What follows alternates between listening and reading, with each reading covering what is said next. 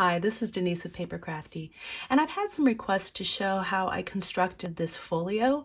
I believe this is a new design that I came up with for a folio, and I'm really excited to share it with you and show you how I did it. I'm calling this particular design a Gusseted Traveler's Notebook folio, which is a bit of a mouthful. So if you have a better suggestion, let me know. But it is made out of a file folder. And I'm not going to go into how I decorated this particular one because it can be decorated in lots of different ways. I'm just going to show you in this video, at least, the basic construction of it. But I did want to show you before we go into the construction kind of, how it would look finished.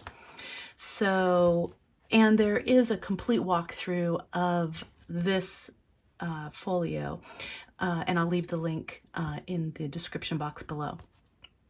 But anyway, it has a front cover with some tabs, 2 tabs on the sides. It has some surface area here, that you can put pockets or use for journaling. I put a little tuck spot on here, but this is a surface area. But what's unique about this is that it has this gusseted pocket here that's pretty deep and has a lot of room for storage. It has, again, this tabbed page and surface area here. And then I put a traveler's notebook in mine, and then it has this surface area back here. Now this traveler's notebook that I put in mine, I made it removable so that, when you fill this one up, you can replace it and keep using this folio. But again, the thing that makes this particular design unique is this gusseted pocket. And you can see how it looks like that. It actually just, what I really love about this is it has lots of room for storage and lots of room for journaling in a pretty compact design. This is a standard traveler's notebook size, 8.5 by 4.5. So without further ado, we'll go ahead and get into the construction of this. Okay, so we're going to need to open this puppy up, and this is just a standard file folder. I like to use the ones that have the tab in the middle. Okay.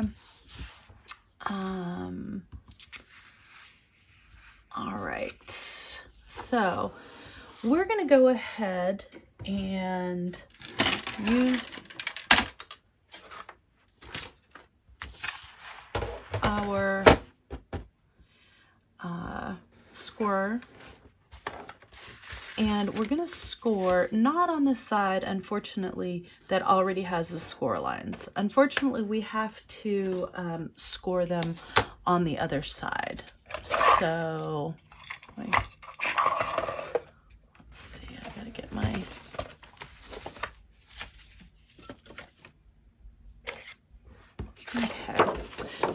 So I need to score it like this, and I'm going to be scoring it at 1/4 inch and 1/2 inch. All right, and to hold this seam here into up against the edge so that the score line doesn't get all messed up, I just use my ruler standing on end, just like this. Okay, and it's a little tricky kind of getting your hand in there, but once you get going, it's okay.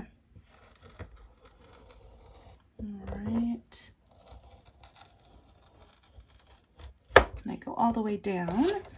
All right, so that's 1/4 inch, and then I do the 1/2 inch.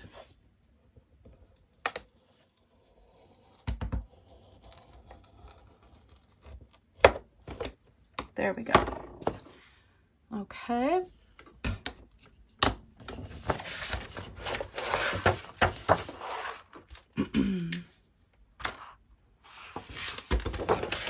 All right, and then the second thing I'm going to do is I'm going to score on the same side, and now I can just hold the ruler, put the ruler, flat, which makes it a lot easier. And make sure this is all even, and that's flat. And I'm gonna score it at 5 inches. Okay. Now I'm gonna turn it over to the side that had the pre-existing score lines, and I'm gonna line this up, and I'm gonna score this at 4. Make sure this is up against the corner, at 4 3/8. Okay.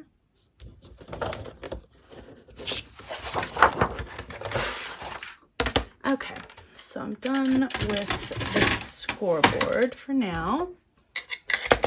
I'm going to use my Teflon bone folder to go ahead and score all these creases. At this first score line, I'm going to use my ruler to help make the fold nice and even. And I'm folding that one up. All right. So it's going to go like this.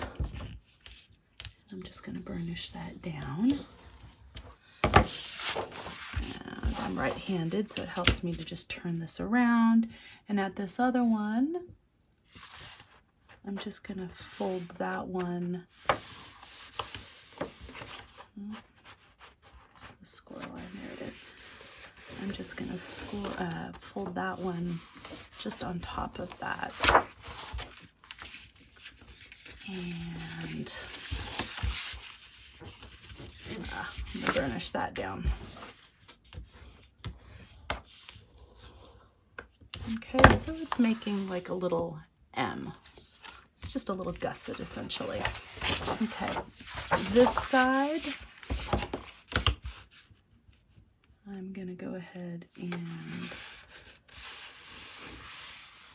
fold that down.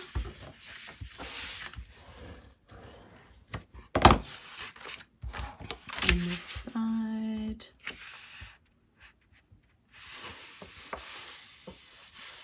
go ahead and fold that down. Okay, so now you can kind of see how these tabs here are not entirely lined up with this edge. I've gotten it as close as I possibly can with the existing score lines on the scoreboard, but it's not perfect. You know, it's not an exact science. So what I just do is I just kind of fiddle with it and get this edge even. You know, you gotta kind of manhandle it a little bit, get that edge even, and then I just kind of come back and I do a little fold there, and then I put this one even, and then I come back and I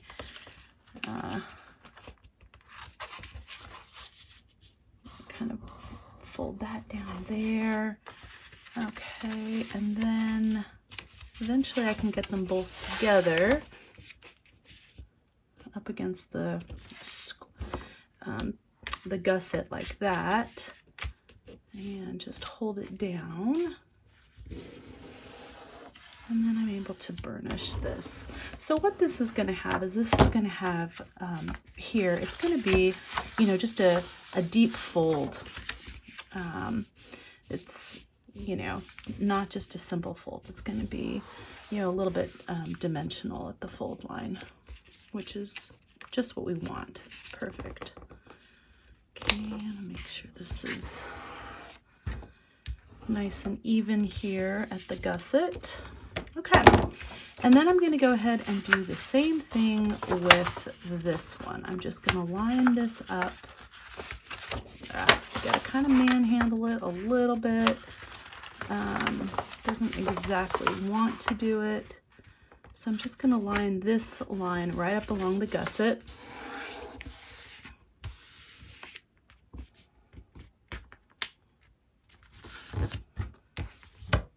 There we go. Burnish that down. Okay, so then you end up with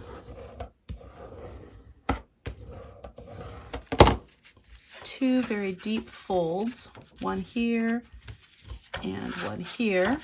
And all of these tabs should line up right along the gusset. Okay, and you can burnish that down again just to make sure everything's nice and even. Okay, let's see. Okay, so the next thing we're going to do is get our trimmer, and I'm just going to take off a little bit off of this right hand edge right here. Okay, so that means I'm turning this over like this so I can measure it, and I'm just trimming at 3 3/8. So that's 3 1/4. There's 3 3/8. So right there, and you can see it's to the left of this file right there.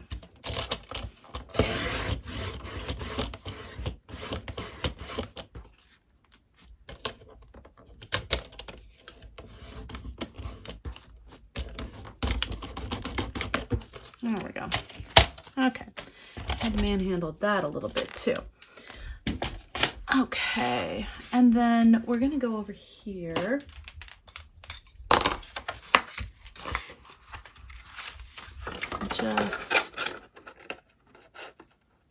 Actually, I'm gonna use the trimmer for this because it does work a little bit better on the trimmer. Let's see. So what I'm gonna do is I'm gonna put this blade right here between these two pieces, and then I'm gonna push this up so it's lined up on the bottom, and just so this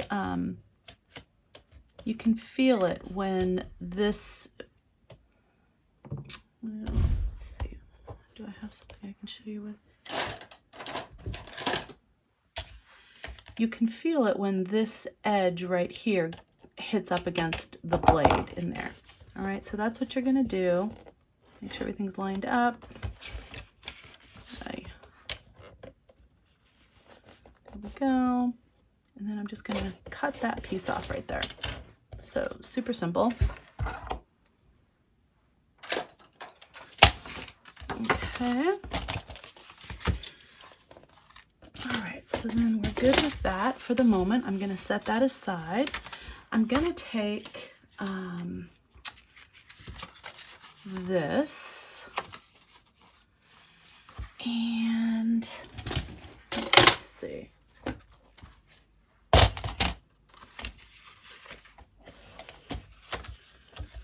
All right, so I'm gonna cut these right here, and then I'm gonna cut these at 4 inches,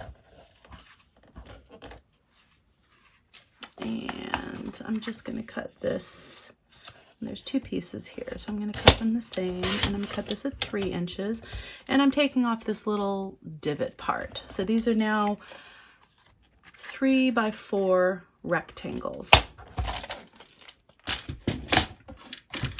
And then I'm going to bring back my scoreboard.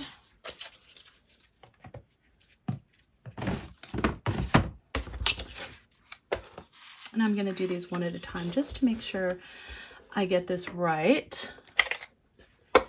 And I am going to score these at 1 1/2, 1 3/4, and 1 1/4. Okay, I'm going to do the same thing with this one. 1 1/2, 1 3/4, and 1 1/4.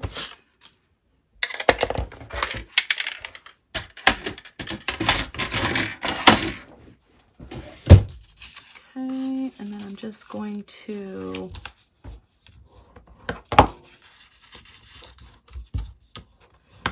make a little gusset out of this puppy.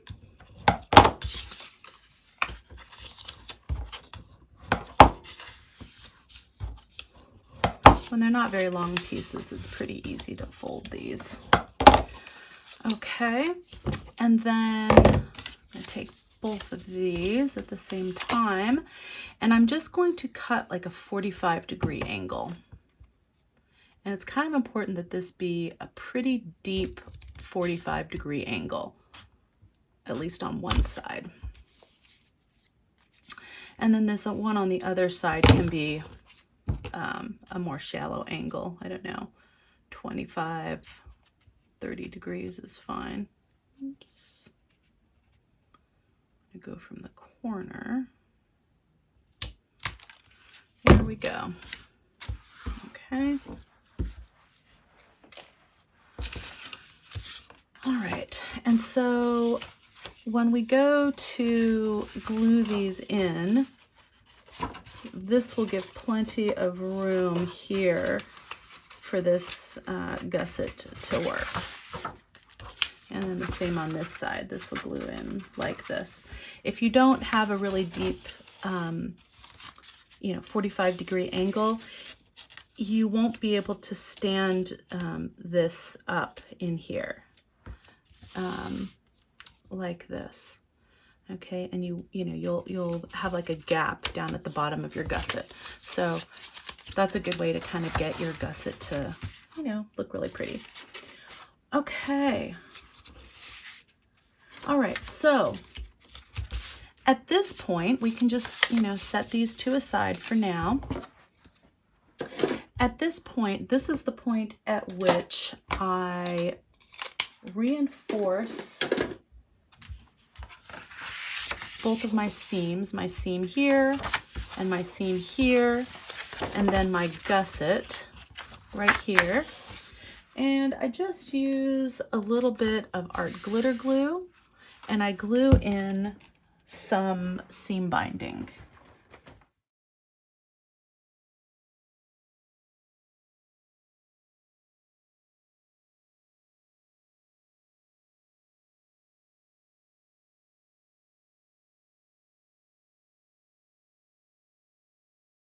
Just gonna lay the seam binding over there. I'm gonna try to get all of the creases in this. And this seam binding is wide enough, just barely, to do this. If you want to use a wider ribbon, you can. This just adds a little bit more strength to the gusset. It doesn't matter if you get glue extra, but we're going to cover that up anyway, most likely. Okay, so I just glue that down. Yeah, I do the same in here.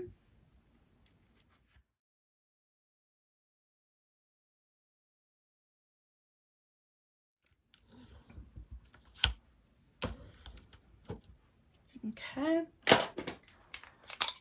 And then I just cut off the excess from each of these.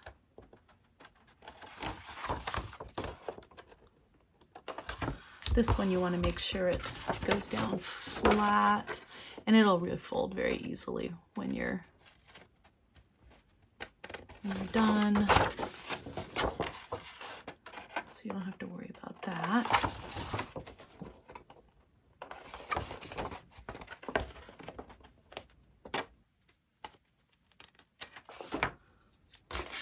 Okay.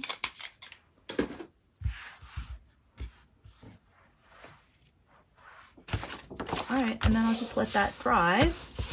Keep that nice and flat while it's drying. And then basically, this is the time at which, you want to ink and add any paper or do any sewing before you, move on to the next step, which is just decorating.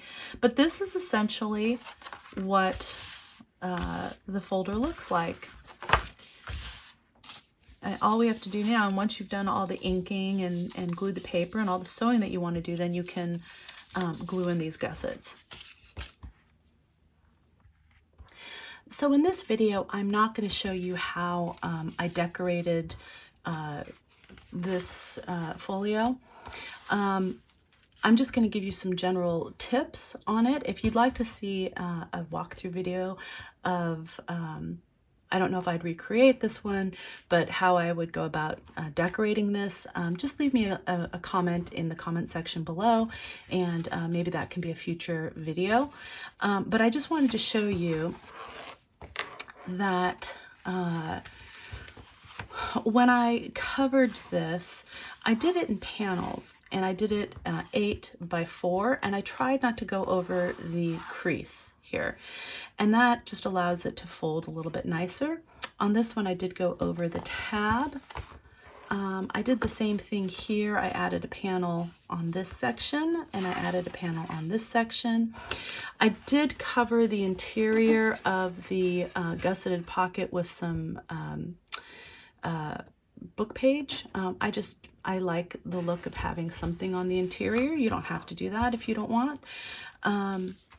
This page, I did use one sheet of paper across the two of them, and I did have a little bit more difficulty with this seam and getting it to lie flat, so I wouldn't recommend that. Even if you want to use one continuous pattern, I'd cut it into 2 sections, 8 by 4. And that is essentially, and then after I did that, I went and I sewed around each of these panels. So, this panel I sewed around, this panel I sewed around, this panel, this back panel. And that's essentially it.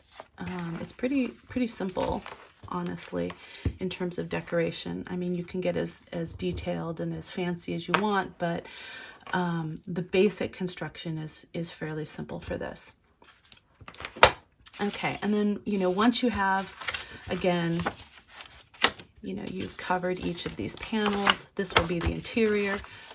So that's 1, 2, 3, 4, 5, 6 panels that you're doing, essentially.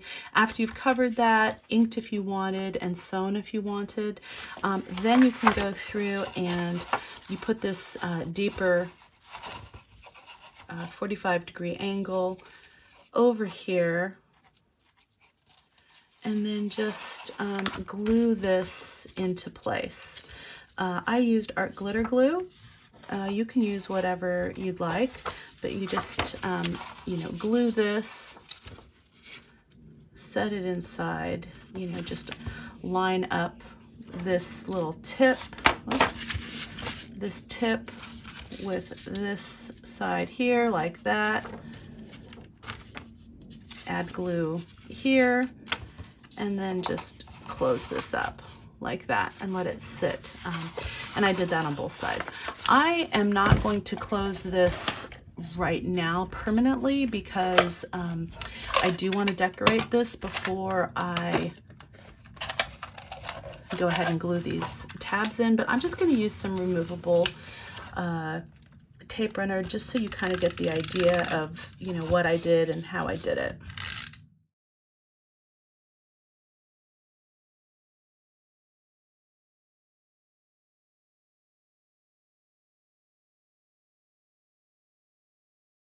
So I close that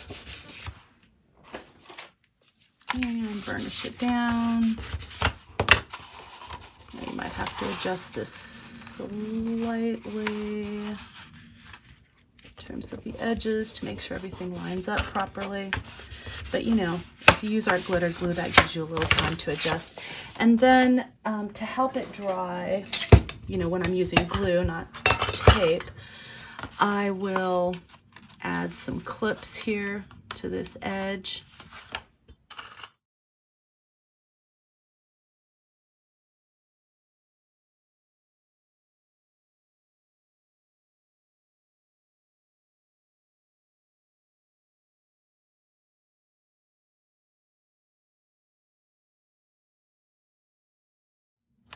Yeah, so that is how I let it dry. I let it dry flat.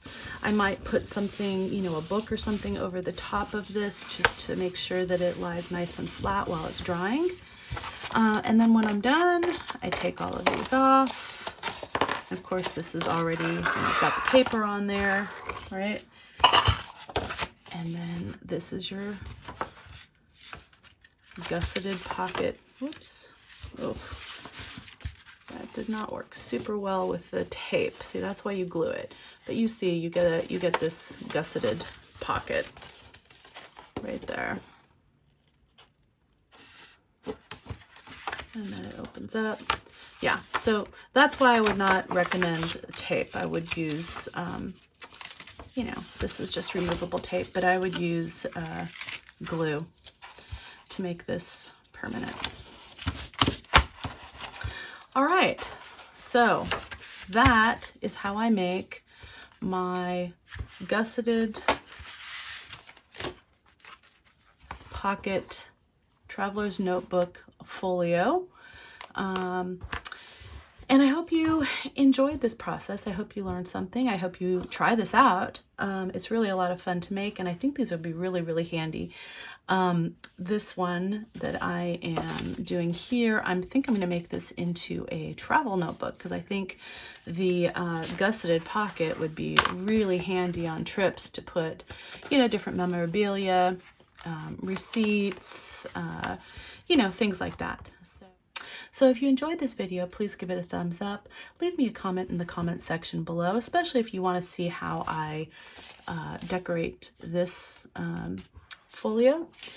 And if you'd like to see more videos like this in the future, please subscribe to my channel.